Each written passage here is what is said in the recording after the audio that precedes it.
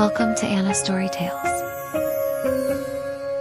बहुत पुराने वक्तों की बात है। एक खूबसूरत और हरे भरे मुल्क में चांदपुर नाम का एक खुशहाल गांव था। इस गांव के पास से एक खूबसूरत नदी बहती थी, जिसके किनारे की मिट्टी बहुत सुर्ख और मजबूत थी। इस गांव में रूपाली नाम की एक गरीब लेकिन इंतहाई खूबसूरत लड़की रहती थी।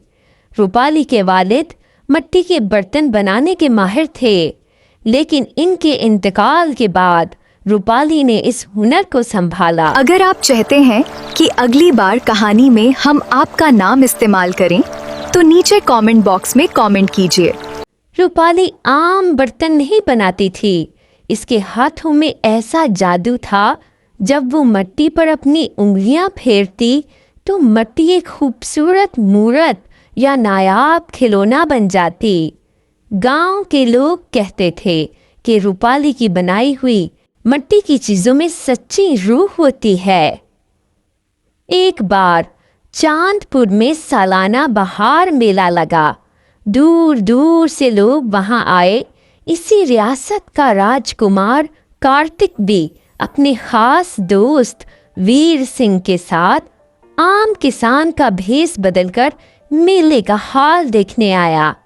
कार्तिक को महल की चमक धमक से ज्यादा आम लोगों की जिंदगी में दिलचस्पी थी।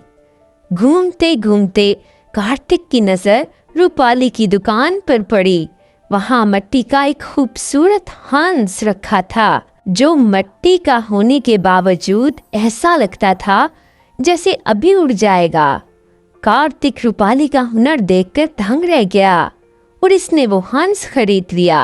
और यहाँ पर ही दोनों की नजरें मिली और पहली ही मुलाकात में कार्तिक को रूपाली की सादगी और मासूमियत से मोहब्बत हो गई। कार्तिक बार बार आम इंसान का रूप धार कर रूपाली से मिलने गांव आने लगा। वो नदी के किनारे बैठकर घंटों रूपाली को मिट्टी के बर्तन बनाते देखता और इसका हाथ पटाता। आहिस्ता आहिस्ता रूपाली भी कार्तिक को दिल दे बैठी, लेकिन वो ये नहीं जानती थी कि ये कोई आम इंसान नहीं, बल्कि रियासत का होने वाला राजा है। एक दिन नदी के पुरसुकून किनारे पर कार्तिक ने अपनी दिल की बात कह दी और साथ ही अपनी सच्ची पहचान भी बता दी। रूपाली ये सुनकर घबरा गई। कार्तिक, तुम एक राजकुमार हो और मैं एक गरीब कुम्हारन। जमीन और आसमान का कोई मेल नहीं होता। रानी माँ मुझे कभी कबूल नहीं करेंगी कार्तिक। कार्तिक ने रूपाली का हाथ थाम कर कहा, मोहब्बत महल या झोंपड़ी नहीं देखती रूपाली, मैं रानी माँ को मना लूंगा। जब ये बात महल तक पहुंची तो रानी माँ गुस्से से आग बगोला हो गईं। उन्होंने कार्तिक को साफ मना कर दिया, लेकिन कार्तिक की जिद के आगे इन्हें एक शर्त रखनी पड़ी। रानी माँ ने रूपाली को महल बुलाया और दरबार में सबके सामने कहा, अगर तुम्हारा हुनर सच्चा है तो मुझे मिट्टी का एक ऐसा जादुई आईना बनाकर दो, जिसमें जो भी देखे इसे अपना माजी और मुस्तकबिल नजर आए। तुम्हारे पास सिर्फ 7 दिन हैं। अगर तुम नाकाम हुई तो तुम्हें हमेशा के लिए ये रियासत छोड़नी होगी। रानी माँ का मक्कार और हासिद वजीर विक्रम सिंह खुद राजा बनने के ख्वाब देख रहा था। वो जानता था कि अगर रूपाली ने ये आईना बना लिया तो कार्तिक की ताकत बढ़ जाएगी। इसने रूपाली को रोकने के लिए एक काली जादू करने वाली माई की मदद ली। रूपाली ने अपने घर के एक कोने में दिन रात एक कर दिए। वो मिट्टी को गूंदती, इसे आईने की शक्ल देती, लेकिन जैसे ही वो इसे भट्टी में पकाने के लिए रखती, काली माई के जादू की वजह से तेज हवा चलती, वो आईना टूटकर बिखर जाता। 5 दिन गुजर गए। रूपाली का हर आईना टूट गया। वो मायूस होकर रोने लगी। कार्तिक को जब इस बात का पता चला तो इसने अपने एक वफादार दोस्त वीर सिंह को रात के वक्त रूपाली के घर के बाहर पहरा देने के लिए खड़ा कर दिया। छठी रात जैसे ही काली माई का भेजा हुआ एक गीदड़ जादुई आग लेकर रूपाली की झोंपड़ी की तरफ बढ़ा, कार्तिक ने इसे तीर से मार गिराया और वजीर विक्रम सिंह की साजिश को नाकाम कर दिया। छठी रात रूपाली को ख्वाब में इसके मरहूम वालिद नजर आए।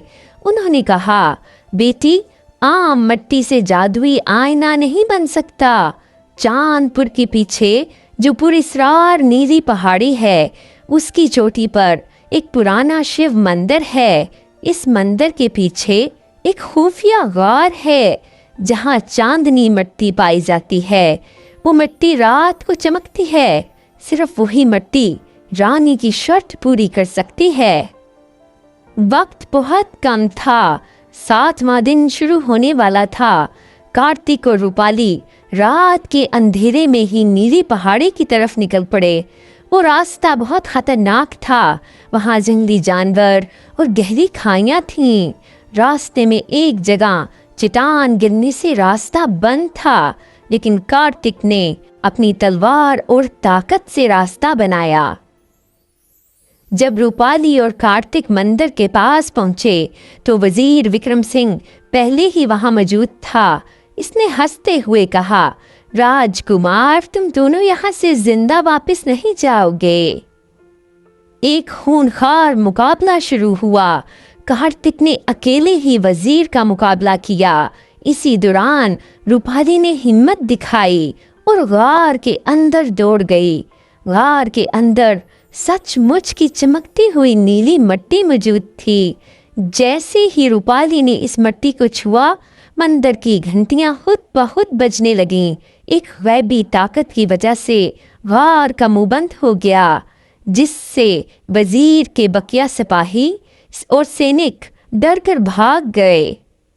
वजीर विक्रम सिंह को कार्तिक ने जख्मी कर कैद कर लिया। 7वें दिन की सुबह दरबार सज चुका था। रानी माँ और दरबारी रूपाली की नाकामी का इंतजार कर रहे थे। तभी कार्तिक और रूपाली दरबार में दाखिल हुए। रूपाली के हाथ में मिट्टी का एक इंतहाई खूबसूरत और चमकदार आईना था। रानी माँ ने तंज करते हुए कहा, क्या ये आईना मेरा मुस्तकबिल दिखा सकता है रूपाली? जैसे ही रानी माँ ने इस मिट्टी के आईने में देखा, इन्हें चमकते हुए चेहरे के साथ कार्तिक और रूपाली एक साथ राजा रानी के रूप में नजर आए और चारों तरफ खुशहाली दिखाई दी। आईना सचमुच जादुई था, क्योंकि इसे सच्ची मोहब्बत और चांदनी मिट्टी से घड़ा गया था। रानी माँ का गुरूर और शक खत्म हो गया। उन्होंने रूपाली के हुनर और इसके सच्चे दिल को तस्लीम कर लिया। वजीर विक्रम सिंह को हमेशा के लिए काल कोठरी में डाल दिया गया। राजकुमार कार्तिक और रूपाली की शादी धूमधाम से हुई। रूपाली ने महल में आने के बाद भी अपना मिट्टी का हुनर नहीं छोड़ा, बल्कि इसने रियासत के गरीब बच्चों के लिए एक बड़ा फनकारी स्कूल खोला, जहां मिट्टी से शाहकार बनाना सिखाया जाता था। और यूं एक कुम्हारन अपने हुनर और अपनी मोहब्बत के बलबूते पर चांदपुर की मलका बन गई। और यूं कार्तिक और रूपाली की मोहब्बत की दास्तान हमेशा के लिए अमर हो गई।